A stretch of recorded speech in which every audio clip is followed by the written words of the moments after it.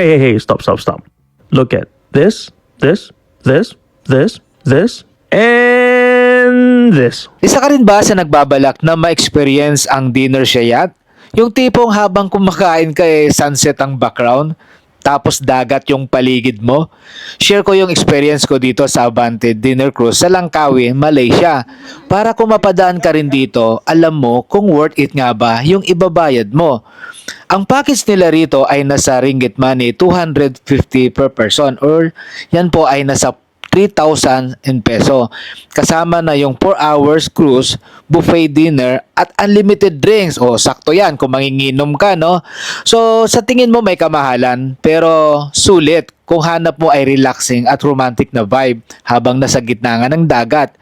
So, habang lumulubog yung araw, mararamdaman mo yung preskong hangin, yung ang sarap ng music. Ang masaklap lang, yung kapag lilingon ka sa paligid, puro magkaka-holding hands.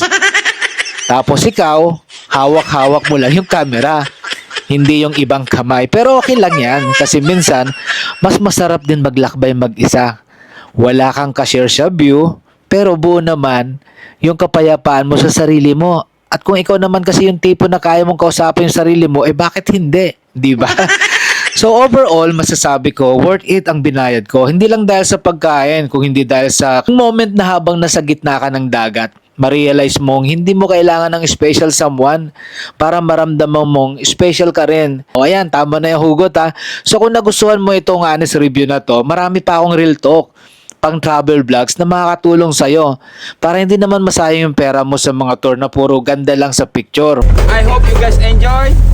Have a seat first until we park. My crew will arrange your shoes and we call you later. Okay, thanks again. Thank you. Thank you, Wakabi.